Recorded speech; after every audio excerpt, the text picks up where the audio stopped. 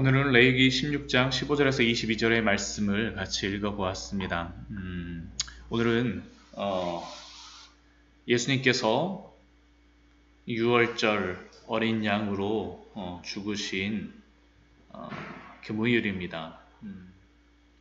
그래서 특별히 예수님의 그러한 십자가의 길에 대하여서 오늘 말씀을 레위기의 말씀과 함께 여러 말씀을 가지고 같이 나누고자 합니다. 우리는 지난 일주일 동안 예수님의 고난의 일주일에 대하여서 십자가의 길을 준비하시는 그러한 일주일간의 여정에 대하여서 살펴보았습니다.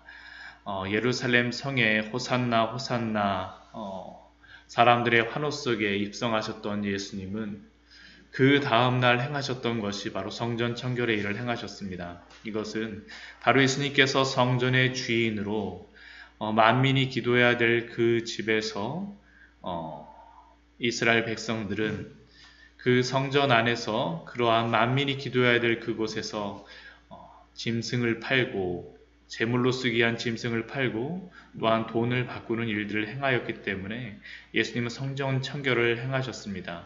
왜 그렇습니까? 그 짐승을 팔았던 그곳은 바로 성전 안에 있는 이방인의 뜰이었기 때문입니다. 만민이 기도해야 될 곳에서 그들은 분명히 시장이 있음에도 불구하고 그들의 이익을 위하여서 성전 안으로 장사치들을 들여놓았던 것입니다. 그래서 성전의 참된 주인이신 예수님께서는 성전을 청결케 하셨습니다. 그런데 그러한 일이 있고 나자 그 다음날 바로 대제사장들과 종교 지도자들, 백성의 장로들이 와서 예수님께 논쟁을 합니다. 너가 그 성전 청결을 행하였는데 도대체 너의 권위가 어디로부터 왔는지를 그들이 묻기 시작한 것이었습니다. 그리고 그러한 그들을 향하여서 예수님께서는 세 가지의 논쟁을 하시고 또한 마지막에는 마태복음 24장, 25장 말씀에서는 또한 심판에 대한 그러한 말씀을 하셨습니다.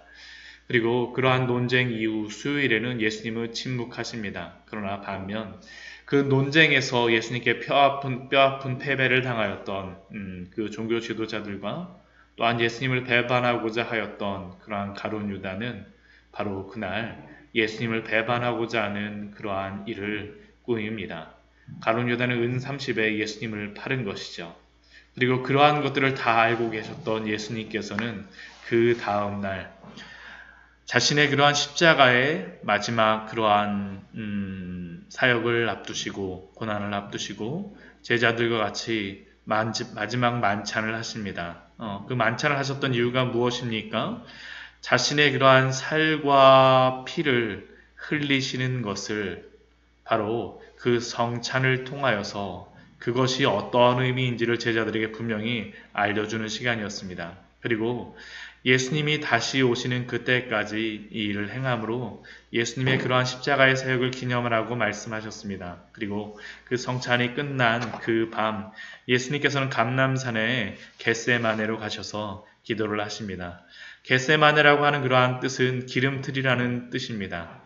기름을 짜는 올리브 기름을 짜는 그곳에서 예수님께서는 자신의 땀이 피가 되도록 핏방울같이 떨어지도록 기도를 하셨던 것입니다. 그리고 그러한 기도가 끝나고 난 후에 바로 가룟 유다와 백성의 장로들이 보낸 그러한 사람들이 와서 예수님을 붙잡아 갑니다. 그리고 금요일 예수님은 십자가에 못 박히게 되십니다. 지금 이스라엘에 가게 되면 예루살렘 그 성 안에 비아 돌로로사라고 하는 그러한 길이 있습니다. 그것은 고난의 길, 슬픔의 길이라는 그러한 의미로 십자가의 길이라고도 불립니다. 사실 이 길이 정확하게 예수님이 걸으셨던 그 길인지는 알 수가 없습니다. 그러나 18세기 가톨릭 수도사들이 예수님의 그러한 고난과 순환에 대하여서 전해오는 전승과 또한 성경에 나와 있는 사실들, 그러한 사건들을 가지고 14개의 처소를 지정하여서 예수님이 예루살렘 그 성 안에서 골고다 십자가의 언덕까지 그 가시는 그러한 길을 14개의 처소를 정하여서 기념하고 지금도 그 이스라엘에 가서 예루살렘에 가게 되면 꼭 성지 순례를 할 때 이 길을 걷게 되어집니다. 물론 이 비아돌로로사라고 하는 것이 개신교 전통에서는 있는 것은 아니지만, 그러나 이 비아돌로로사, 예수님이 예루살렘 성 안에서 왜 성 밖으로 나아가셔야만 했는지, 그 십자가의 길을 걸으셔야만 했는지는 우리가 알 필요가 있습니다. 왜냐하면 이것이 분명히 성경을 통하여서 우리에게 말씀하는 그러한 진리가 있기 때문입니다. 앞에 있는 이 그림은 바로 예수님이 걸으셨던 그 십자가의 길을 묘사한 그러한 그림입니다. 이 그림에 보게 되면 예루살렘 성이 있고, 또한 그 성 안에 예수님께서는 성 안에서 그 성 밖에 있는 골고다로다 이렇게 걸어가십니다. 이게 바로 십자가의 길인데, 왜 예수님은 예루살렘 성 안에서 십자가에 못 박히시지 않고 왜 성 밖으로 나가셔서 십자가에 못 박히셔야만 했을까요? 그것은 두 가지의 이유가 있습니다. 지금은 예루살렘에 가보게 되면 예수님이 못 박히셨다라고 하는 그 골고다에는 성묘교회가 이렇게 세워져 있고, 또 예루살렘 성전이 있던 그 곳에는 황금돔이 이슬람 사원이 세워져 있는데, 그것이 지금 모두 예루살렘 성 안에 있습니다. 그러나 지금 앞에 보시는 이 그림과 같이 2000년 전 예수님 시대에는 골고다는 예루살렘 성 밖에 있는 곳이었습니다. 결국 예수님은 성 안에서 성 밖으로 나가신 거죠. 왜 예수님이 이렇게 성 안이 아니라 성 밖으로 나가시고 왜 성 밖에서 십자가에 못 박히셨느냐? 그 첫 번째 이유는 예루살렘에서 십자가의 죄수를 못 박아 죽이는 그러한 곳이 예루살렘 성 밖에 있었기 때문입니다. 골고다라고 불리는, 해골이란 뜻의 그 골고다라고 불리는 처형 장소가 예루살렘 성 밖에 있었기 때문에 예수님은 그 골고다까지 그 십자가를 지고 나아가셔야만 했습니다. 이것이 표면적으로 보이는 첫 번째 이유입니다. 예수님이 예루살렘 성 안이 아니라 성 밖에서 죽으셔야 했던 이유, 처형 장소, 십자가의 그 처형 장소가 바로 성 밖에 있기 때문이죠. 그러나 예수님이 십자가를 지고 성 밖에 나아가신 이유는 성경은 그렇게 단순하게 이야기하지 않습니다. 성경이 말씀하는 것은 하나님의 말씀에 순종하기 위함임을 우리에게 알려줍니다. 오늘 우리가 읽었던 레위기 16장 말씀을 보면 대속죄일에 어떻게 제사를 드리고 죄를 속해야 할지를 이스라엘 백성들에게 하나님은 알려주십니다. 이 레위기 16장의 말씀은 대속죄일에 이루어지는 그러한 제사의 방법과 어떻게 하나님을 예배해야 되는지에 대한 그러한 것입니다. 그런데 이때 이스라엘 백성이 죄를 속죄하기 위하여서 드리는 그러한 제물이 있습니다. 먼저 대제사장의 죄를 속하기 위한 그러한 그 소가 있고, 또한 번제를 드리기 위한 양이 있는데, 거기에 특이하게 2마리의 염소가 드려집니다. 이것은 대속죄일에 특별히 드려지는 그러한 2마리의 염소입니다. 그런데 이 2마리는 각각 그 용도가 틀립니다. 한 마리의 염소는 속죄제의 제물로 죽임을 당하기 위하여서, 그리고 그 죽임을 당한 그 염소의 피는 그 대제사장에 의하여서 지성소 안에 있는 언약궤 위에, 그 속죄소 위에, 그 언약궤의 뚜껑 위에 뿌려집니다. 그리고 대속죄일 속죄소 위에 뿌려진 이 피를 보고 하나님께서는 이스라엘의 죄를 넘어가 주셨습니다. 이것이 바로 우리 주 예수 그리스도가 십자가에 피 뿌리는 것을 의미하는 것이고, 예수 그리스도가 마지막 피 한 방울까지 십자가에서 흘리셨던 이유입니다. 우리의 죄는 예수 그리스도가 그 십자가에서 피 뿌림으로 인하여서 하나님께서는 그 피를 보고 우리의 죄를 넘어가 주시는 것입니다. 우리가 죄인임에도 불구하고 예수 그리스도의 그 피를 보고 하나님은 간과하시는 겁니다. 그런데 이렇게 속죄 제물로 드리는 염소 한 마리 외에 또 한 마리의 염소가 또 준비가 되어집니다. 그것을 특별히 아사셀 염소라고 부릅니다. 오늘 우리가 읽었던 그 말씀 앞에 레위기 16장 8절에서 10절 말씀을 보면 이렇게 기록되어 있습니다. 두 염소를 위하여 제비 뽑되 한 마리는 제비를 여호와를 위하고 한 마리는 아세셀을 위하여 할지며 아론은 여호와를 위하여 제비 뽑은 염소를 속죄제로 드리고 아사셀을 위하여 제비 뽑은 염소는 산채로 여호와 앞에 두었다가 그것으로 속죄하고 아세셀을 위하여 광야로 보낼지니라. 즉 염소 두 마리 중 한 마리는 속죄 제물로 드리기 위하여 산 것이고 또 다른 한 마리는 아사셀 염소로 떼어놓은 염소입니다. 그렇다면 이 아사셀 염소는 어떻게 이 대속죄일에 사용되겠습니까? 오늘 우리가 읽었던 그 레위기 16장 20절서부터 22절에 그 사용되는 그 용도를 이렇게 이야기합니다. 그 지성소와 회막과 제단을 위하여 속죄하기를 마친 후에 살아있는 염소를 드리고 이것은 바로 먼저 드렸던 그 속죄제물로 그 피를 뿌리기 위한 그 염소입니다. 그리고 아사셀 염소에 대한 말씀이 그 뒤에 나옵니다.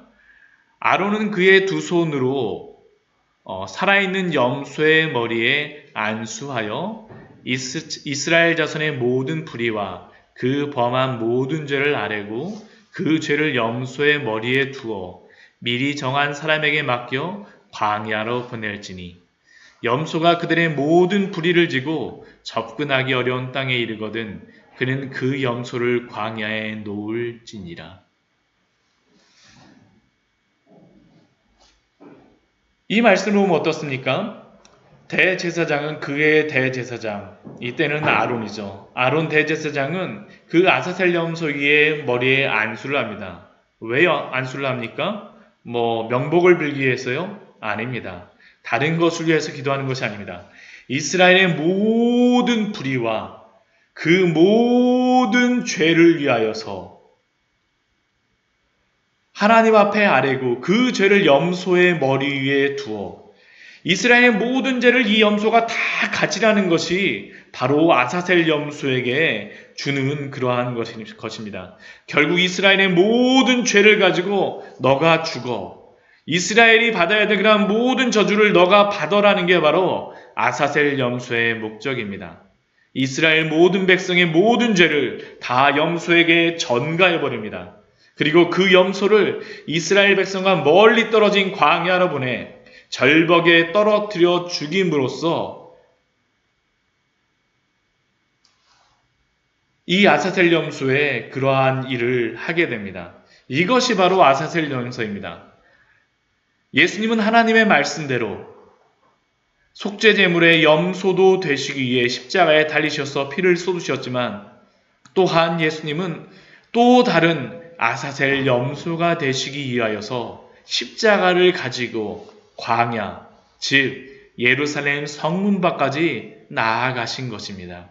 이것을 히브리서에서는 이렇게 말씀합니다. 히브리서 13장 11절 말씀, 12절 말씀을 보면 이는 죄를 위한 짐승의 피는 대제사장이 가지고 성소에 들어가고 그 육체는 영문 밖에서 불사름이라. 그러므로 예수도 자기 피로써 백성을 거룩하게 하려고 성문 밖에서 고난을 받으셨느니라. 즉 예수님은 속죄의 제물로 죽으셨고 또한 아사셀 염소로 영문 밖 광야로 그 십자가를 가지고 나아가신 것입니다. 예수 그리스도가 십자가를 지고 예루살렘 성 밖에 나아가신 것은 바로 아사셀 염소가 되기 위하여서 우리의 죄를 위하여서 그 십자가를 짓고 그 성문 밖으로 나아가신 것입니다. 왜 그런데 성문 밖으로 나아가겠습니까? 이것에 대해서 여러 성경, 구약 성경과 신약 성경을 통해서 우리에게 그 이유를 말하여 줍니다. 이사야서 38장 17절 말씀에서는 우리에게 이렇게 말씀합니다. 보옵소서 내게 큰 고통을 더하신 내게 평안을 주려 하심이라. 주께서 내 영혼을 사랑하사 멸망의 구덩이에서 건지셨고 구원하십니다. 내 모든 죄를 주의 등 뒤에 던지셨나이다. 즉 예수 그리스도를 통하여서 영문 밖으로 그 광야로 죄를 지고 감으로 말미암아 우리의 모든 죄를 그 주의 등 뒤로 던져버리는 것이 바로 아사셀 염소, 예수 그리스도가 성문 밖으로 그 십자가를 지고 나가셨던 이유입니다. 또한 미가서 7장 19절 말씀에도 비슷하게 이렇게 말씀합니다. 다시 우리를 불쌍히 여기셔서 우리의 죄악을 발로 밟으시고 우리의 모든 죄를 깊은 바다에 던지시리이다. 이 미가서 7장 19절 말씀에서는 무엇이라고 말씀하시는 겁니까? 우리의 모든 죄를 깊은 바다에 던지시리이다. 멀리 이사야서 38장 말씀에서 멀리 던지는 정도가 아니라 저 깊은 바다에 던져버리시겠다는 겁니다. 그 죄를 멀리 그 깊은 바다까지 던져버리셨다는 겁니다. 또한 시편 103편 12절 말씀에서는 이렇게 말씀합니다. 동이 서에서 먼 것 같이 우리의 죄가를 우리에게서 멀리 옮기셨으며 예수 그리스도가 우리의 죄를 지고 영문 밖으로 가심으로 말미암아 우리의 죄를 멀리 옮기셨습니다. 그래서 하나님께서는 어떻게 하십니까? 이사야서 43장 25절 말씀은 이렇게 말씀합니다. 나 곧 나는 나를 위하여 내 허물을 도말하는 자니 내 죄를 기억하지 아니하리라. 그 죄를 멀리 옮기시고 던지시고 바다에 깊이 던지심으로 말미암아 우리의 죄를 기억하지 않겠다라는 것이 바로 예수 그리스도가 아사셀 염소가 되어진 그러한 이유임을 우리에게 알려줍니다. 예레미야서 31장 34절 말씀도 동일하게 우리에게 이렇게 말씀합니다. 그들이 다시는 각기 이웃과 형제를 가르쳐 이르기를 너는 여호와를 알라 하지 아니하리니 이는 작은 자로부터 큰 자까지 다 나를 알기 때문이라. 내가 그들의 악행을 사하고 다시는 그 죄를 기억하지 아니하리라. 여호와의 말씀이니라. 하나님께서는 그들의 모든 죄를 사하시고 다시는 그 죄를 기억하지 않겠다라고 하셨습니다. 어떻게요? 예수 그리스도가 그 속죄제물로 되심으로 말미암아 그 우리의 모든 죄에 대하여서 죄값을 담당하시고 아사셀 염소가 되심으로 말미암아 우리의 죄를 지고 저 영문 밖으로 가심으로 말미암아 여호와 하나님께서는 우리의 죄를 기억하지 않겠다라는 것을 우리에게 약속하신 이유입니다. 것입니다. 이것이 바로 예수 그리스도가 십자가를 지고 예루살렘 성문 밖 그 십자가의 길을 걸어가신 이유입니다. 하나님은 예수 그리스도의 그 속죄제물 되심과 아사셀 염소 되심으로 우리의 죄를 담당하신 것 때문에 우리의 죄를 기억하지 않으시고 멀리 던져버리셨습니다. 그렇다면 이 십자가의 길을 예수님께서 걸어가시면서 우리의 죄를 멀리 던져버리기 위하여서 걸어가시면서 어떤 일이 있었을까요? 먼저 예수님께서는 그 십자가의 길을 걸으시는 그러한 기 전에 먼저 홍포를 쓰시고 홍포를 입으시고 가시관을 쓰고 또한 채찍질을 당하십니다. 이것을 마태복음 27장 말씀에서는 이렇게 묘사합니다. 이에 총독의 군병들이 예수를 데리고 관정 안으로 들어가서 온 군대를 그에게로 모으고 그의 옷을 벗기고 홍포를 입히며 가시관을 엮어 그 머리에 씌우고 그 갈대를 그 오른손에 들리고 그 앞에서 무릎을 꿇고 희롱하여 이르되 유대인의 왕이여 평안할지어다 하며 그에게 침 뱉고 갈대를 빼앗고 그의 머리를 치더라. 희롱을 다 한 후 홍포를 벗기고 도로 그의 옷을 입혀 십자가에 못 박으려고 끌고 나가니라. 이것이 바로 예수님이 그 십자가의 길을 가시기 전에 첫 번째로 있었던 것입니다. 채찍질 당하시고 가시관을 쓰신 일들. 그리고 가시관을 쓰시고 채찍질을 당하신 후에 어떤 일이 있었을까요? 예수님께서는 빌라도에게 사형 선고를 받으십니다. 사실 빌라도는 예수님께 사형 선고를 내리고 싶지 않았습니다. 그래서 그는 예수님을 희롱하고 채찍질을 한 것도 이렇게 예수님께 채찍질하고 해를 가하면 많은 사람들이 이것을 보고 그 마음이 누그러져서 예수님을 십자가에 못 박으라고 하는 그 외침이 줄어들 것으로 기대하였기 때문에 그는 이렇게 하였던 겁니다. 그런데 그리고 이렇게 한 후에 그 빌라도는 예수님을 그 가시면류관을 쓰고 채찍질 당한 예수님을 대그르고 나서 이렇게 외칩니다.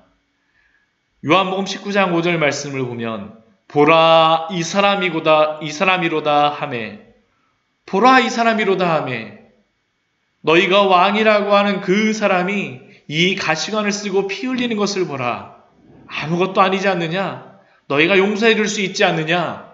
그는 예수 그리스도를 그래서 그 앞에 세우고 보라 이 사람이로다 하매 벌써 죄값을 담당하지 않았느냐라고 이 빌라도는 예수님을 그 성당군중 앞에 세우고 이 사람이로다라고 이야기합니다. 그런데 이러한 빌라도의 외침에 대한 사람들의 반응은 무엇이었을까요? 19장 6절 말씀을 요한복음 19장 6절 말씀을 보면 대제사장들과 아랫사람들이 예수를 보고 소리질러 이르되 십자가에 못 박으소서 십자가에 못 박으소서 하는지라. 빌라도는 당황합니다. 너희가 친히 데려다가 십자가에 못 박으라. 나는 그에게서 죄를 찾지 못하겠느라. 그러나 그들은 계속 소리 지릅니다. 그들이 소리 지르되 15절 말씀입니다. 없이 하소서 없이 하소서 그를 십자가에 못 박게 하소서. 빌라도가 이르되 내가 너희 왕을 십자가에 못 박으랴? 대제사장들이 대답하되 가이사 외에는 우리에게 왕이 없나이다 하니. 더 이상 빌라도가 할 말이 없었습니다. 유대인의 왕이라고 인정하게 되면 가이사에게 고발하겠다라는 것이 대제사장들과 백성들의 외침이었습니다. 그러자 16절 말씀에서 이에 예수를 십자가에 못 박도록 그들에게 넘겨주니라. 이것이 바로 예수 그리스도가 그 십자가의 길을 영문 밖으로 우리의 모든 죄를 지고 그 멀리 버리시기 위하여서 가시기 위한 그 출발선상에서 있었던 것이 바로 이 일입니다.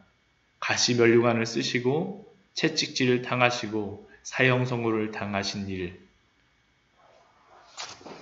그 이후에는 여러 가지 카톨릭에서는 많은 전승들로 14가지의 것들을 이야기하였지만 성경에 나오는 그런 성경적인 것만 하는 것이 맞기 때문에 성경에서 나와 있는 그 예수님의 그 십자가의 길에서 나오는 것들을 한번 살펴보도록 하겠습니다. 오처소에 가보면 구레네 시몬을 만났다라고 하는 그러한 곳이 있습니다. 이곳에는 예수님의 손자국이 있다라고 여기에 그림에 보면 예수님의 손자국이 있는 그러한 모습인데 예수님이 넘어지시면서 짚으셨던 그러한 손자국이라고 이야기합니다.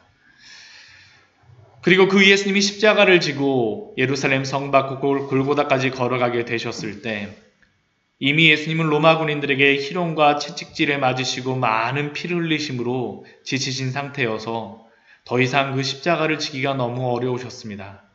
그래서 아마 그 십자가의 무게를 견디지 못하고 감당하지 못하고 넘어지고 제대로 갈 수 없자 로마의 군인들은 그 옆에서 구경하던 구레네 사람 시몬이라고 하는 사람을 불러 예수님의 십자가를 억지로 치어서 가게 합니다. 마가복음 15장 21절 말씀에서는 이 구레네 사람 시몬에 대하여 이렇게 기록합니다. 마침 알렉산더와 루포의 아버지인 구레네 사람 시몬이 시골로부터 와서. 왜 시골로부터 왔겠습니까? 이 사람은 아마 디아스포라 유대인이었을 것입니다. 이스라엘 백성들은 1년에 3번 예루살렘 성전에 와서 하나님께 예배해야 됩니다. 6월절과 오순절과 초막절입니다. 그리고 6월절을 맞이하여서 아마 이 구레네 사람 시몬은 먼 곳에서, 이 구레네가 어디입니까? 오늘날 리비아에 있는 북부 해안의 지중해에 위치한 곳으로 굉장히 멀리 떨어진 곳입니다. 이 구레네 시몬은 정말로 큰 마음을 먹고 이 6월절을 지키기 위해서 왔었는데 예수님이 오신다라는, 그 예수님이 십자가를 지신다라는 이야기를 듣자 그 사람이 누군지 궁금하여서 아마 그냥 십자가의 길에 구경 나왔을 것입니다. 그런데 그렇게 구경 나와 있는 동안 구레네 사람 그 시몬을 로마 군인은 부릅니다. 그리고 예수님의 십자가를 지게 합니다. 그런데 그 십자가를 지는 그 사람은 어떻게 집니까? 그들이 그를 억지로 같이 가게 하여 예수의 십자가를 지우고, 구레네 사람 시몬은 예수 그리스도의 그 십자가를 억지로 지고 가게 되었습니다. 얼떨결에 억지로 그 십자가를 담당하게 된 것이죠. 그런데 이 구레네 사람 시몬이 누구일까요? 로마서 16장 13절 말씀을 보게 되면 이렇게 기록되어 있습니다. 주 안에서 택하심을 입은 루포와 그의 어머니에게 문안하라. 그의 어머니는 곧 내 어머니니라. 사도 바울은 로마서 말씀을 마무리하면서 자신에게 도움을 주었던 모든 사람들의 그러한 명단의 이름을 쭉 나열하고 있는데 그 중에 한 명이 누구냐 하면 루포의 어머니입니다. 루포와 그의 어머니. 근데 이 루포가 어디에 기록되어 있습니까? 바로 마가복음 15장 21절. 마침 알렉산더와 루포의 아버지인 구레네 사람 시몬이.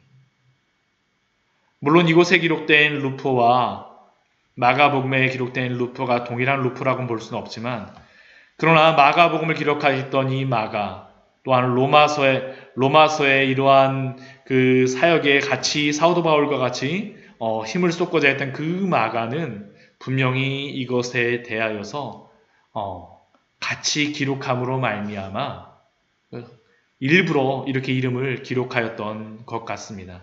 결국 구레네 사람 시몬은 우연하게 예수 그리스도의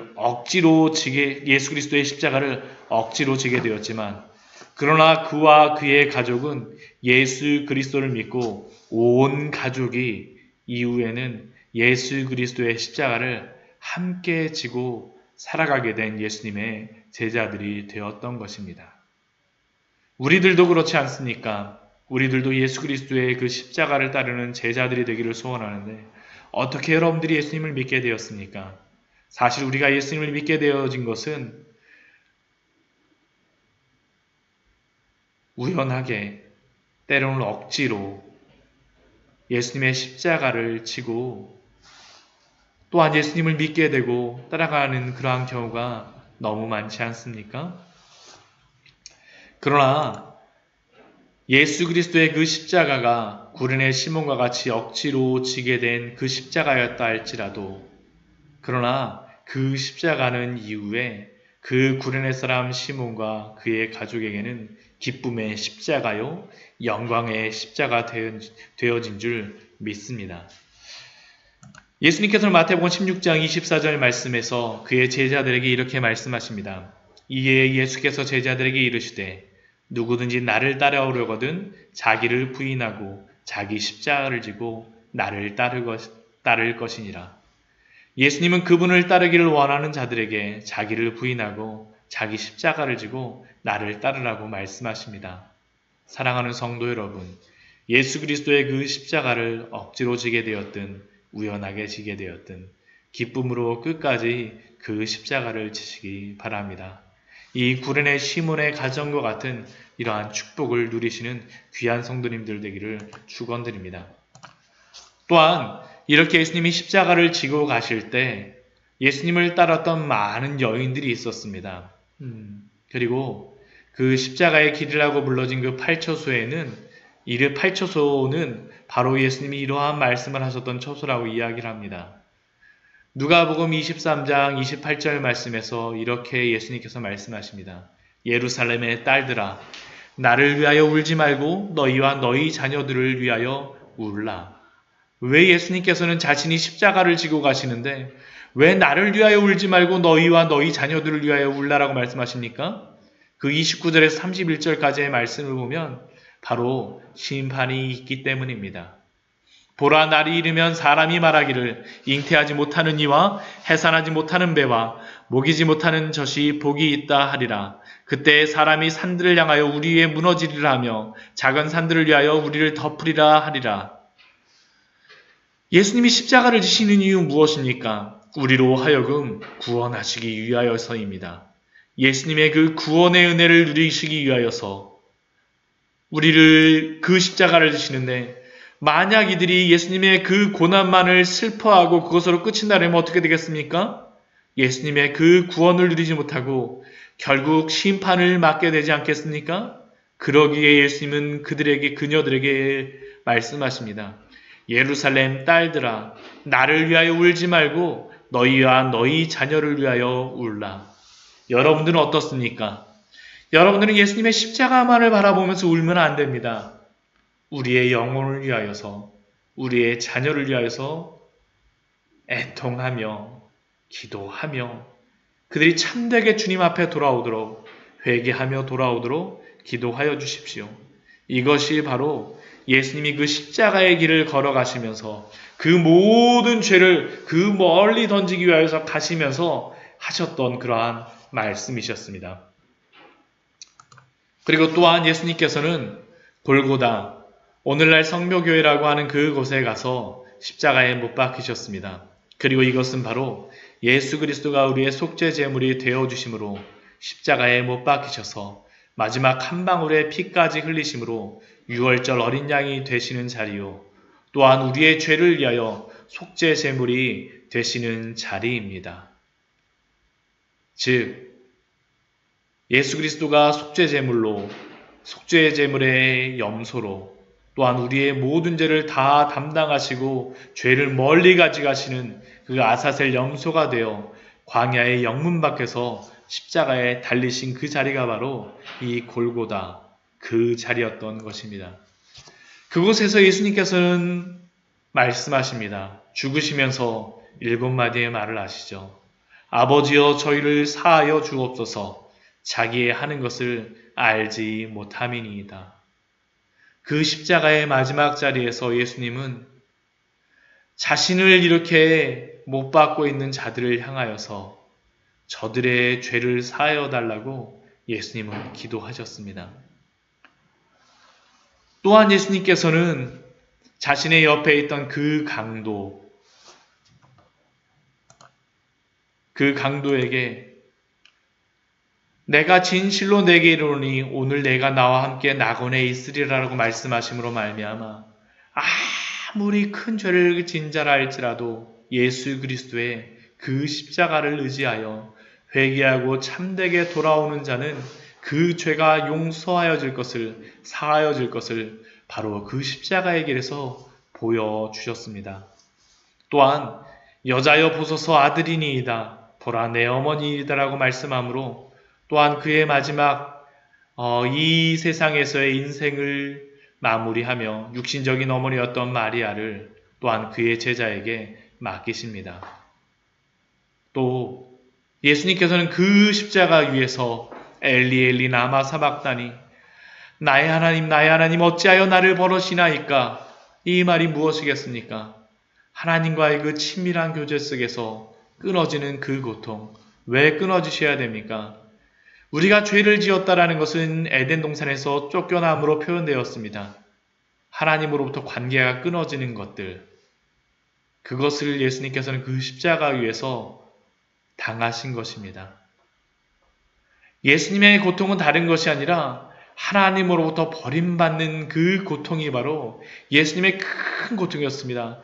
나의 하나님 어찌하여 나를 버리시나이까? 그 하나님의 그 진노, 그 하나님의 저주를 하나님이 예수 그리스도가 직접 당하시면서 얼마나 힘드셨겠습니까? 그래서 예수님께서는 이렇게 외치십니다. 내가 목마르다. 하나님의 그 영광에 대한 목마름, 그것이 바로 예수 그리스도의 외침이었고, 또한 예수님께서는 마지막으로 아버지여 내 영혼을 아버지 손에 부탁하나이다라고 하시므로 죽으십니다. 그런데 그 전에 또 한마디 하시는 게 있죠. 다 이루었다. 이 다 이루었다가 무엇입니까? 다 완료하였다라는 것입니다. 그리고 이 다 완료하였다라는 것은 테텔레스타이, 이 의미는 완료했다라는 의미도 있지만 값을 치루었다라는 의미도 있습니다. 모든 값을 다 치루었다라는 것입니다. 이 모든 값이 무엇입니까? 예수 그리스도가 우리의 모든 죄를 다 지시고 우리를 속량하시는 것들, 속죄하시는 것들, 우리의 모든 죄에 대하여서 죄의 모든 값을 다 치르시는 것, 죄의 싹은 사망이라고 성경에는 기록되어져 있는데 예수 그리스도가 죽음을 당하심으로 말미암아 모든 죄의 값을 다 치르셨음을 우리에게 알려주십니다.